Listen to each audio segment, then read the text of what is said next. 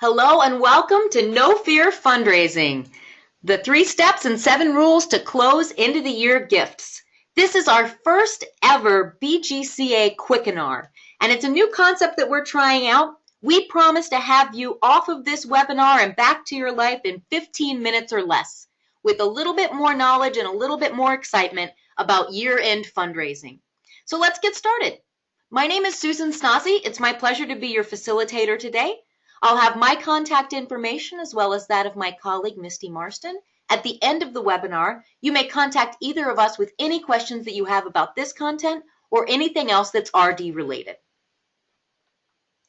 So to start, there are 3 simple steps for closing gifts. Now this webinar is giving information based on the idea that these are people with whom you already have some relationship with. Whether they know a board member, they've been through and toured the club, you've been cultivating them throughout the year. Now, how do you go in knowing that you've put in this work and get that gift closed? Step 1, the meeting. Your meeting should be face-to-face. Open your meeting on a personal level and engage in a positive dialogue. And by that, I mean, don't start talking about how the weather's terrible or the economy's down or, the home team is losing, but instead talk about great things, wonderful things that are happening in your community, good news, personal things, how's your family, how was your trip, etc. You want to keep this very, very positive so that the person you're talking to feels at ease. Wait until the prospect's arms are uncrossed to begin the next step, which is the story. Once they've started to relax in their seat, they seem comfortable, they're ready to visit, you've had some small talk and put them at ease, that's when you can start talking about your club. Focus on the person with whom you're visiting. You don't want to spend this time talking just about yourself, but about them. How are they doing? What's new in their lives? Have they been traveling lately? How's their family? And anything else that you know is important to them, you could talk about now in this meeting. Ask probing questions and listen to the answers. Really try to get to know that person. Don't immediately hand over your materials. You'll probably have something with you, a brochure, a case for support, an impact report. Don't just immediately hand that over to your prospect because then you go straight to the ask. You miss out on the story. You'll rush the meeting a little bit. Instead, keep those until the end. You want them listening to you and engaged in the conversation rather than reading a piece of paper. Once you have a great friendly conversation, you'll be able to move to the next step, the story.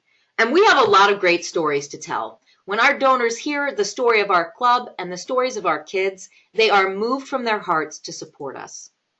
First, share why your club is important.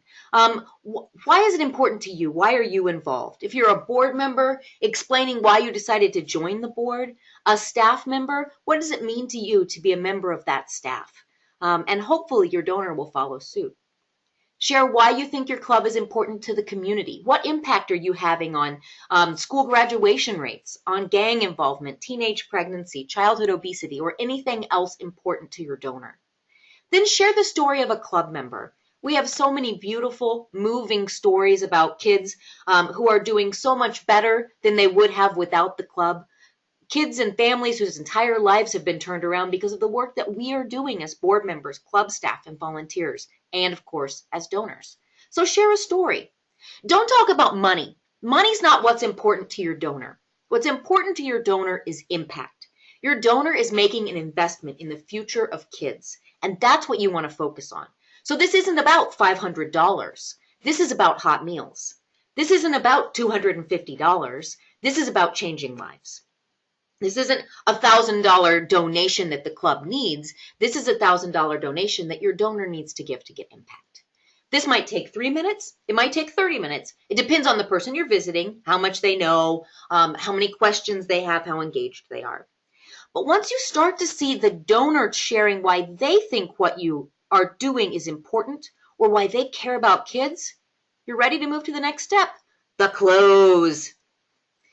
At this point, you would ask the donor to join the cause. And you're asking them to join the cause rather than asking them to make a gift, because that's really what they're doing. This next step has 2 different important parts. First, ask them to consider a gift. So instead of saying, will you make a gift of XYZ, would you consider a gift of $1,000?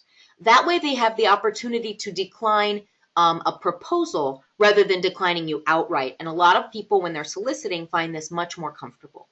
And ask them to consider a gift of a specific amount.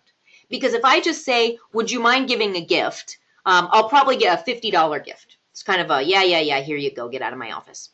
If I ask them to consider a gift of a specific and reasoned amount, they have the acknowledgement that the philanthropy is a process which may involve other decision makers.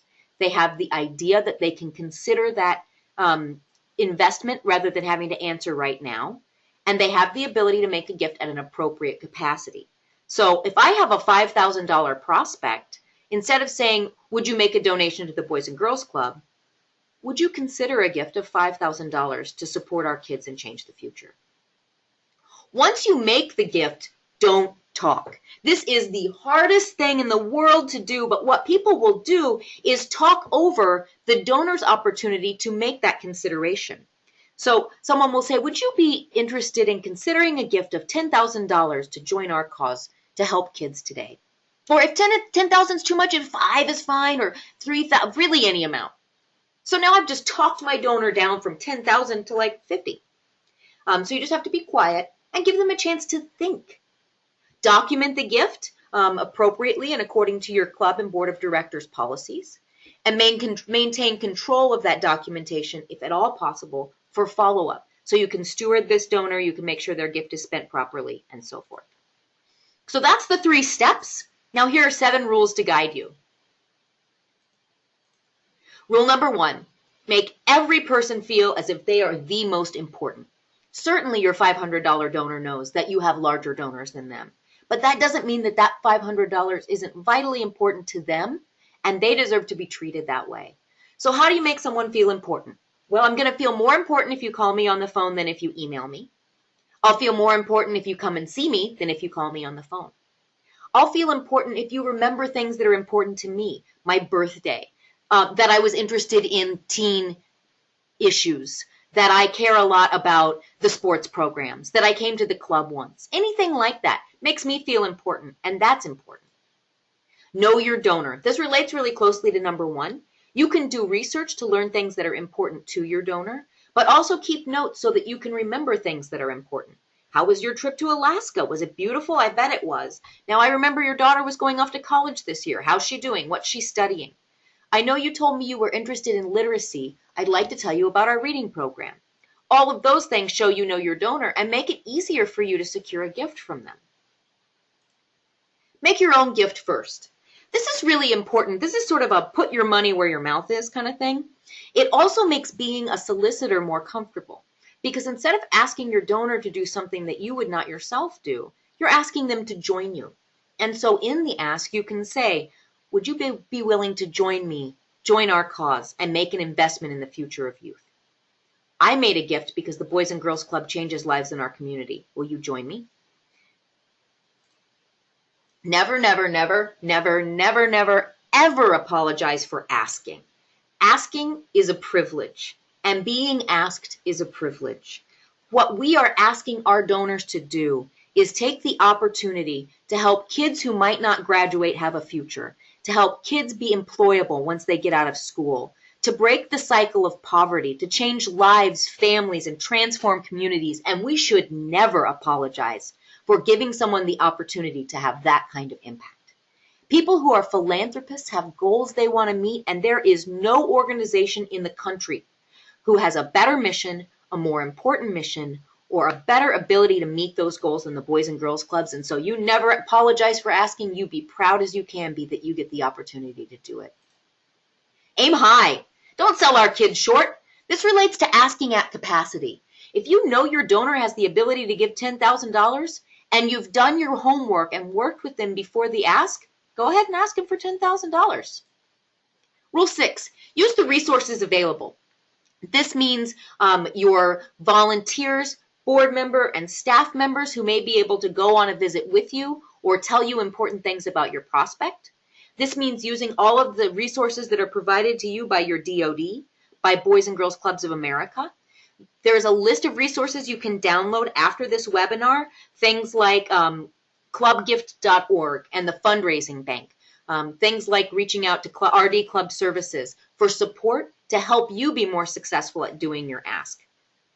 And rule 7, say thank you, thank you, thank you, thank you, thank you, thank you, thank you. It's on there 7 times because there's a rule of 7 that people need to hear things 7 times before they remember it. So your first thank you might be simply that you're sending a letter. Your second thank you might be a phone call from a board member or from a kid. You might partway through the year send a stewardship report, letting your donor know what's going on.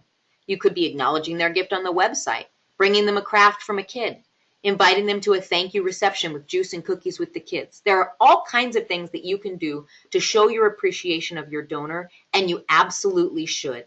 Retention nationwide among all nonprofits of donors is 43%. And one of the key reasons why organizations are losing 57% of their donors every year is they aren't stewarding the gifts that they receive. And if you're in a small community, you sure can't afford to keep losing all your donors every year because you'll run out of people. But even in a big community, it's so much easier to keep a donor than to get a new donor. And if we simply thank them, which is the fun part of fundraising, in my opinion, we're much more likely to keep them. Now, you can rinse and repeat for year-round results. You don't have to just be asking at the end of the year or just be stewarding at the end of the year. Instead, cultivation, solicitation, stewardship should be year-round practices, and that way you'll find yourself on great financial footing. If you should have any questions, please contact Misty or myself with questions about this or about absolutely anything resource development related. We were so pleased to have you join our Quickenar today. I hope that this has been helpful, and I wish you the very best of luck with your year-end gifts. Now you've got 3 steps and 7 rules to follow, so go out there and get some money. Thank you.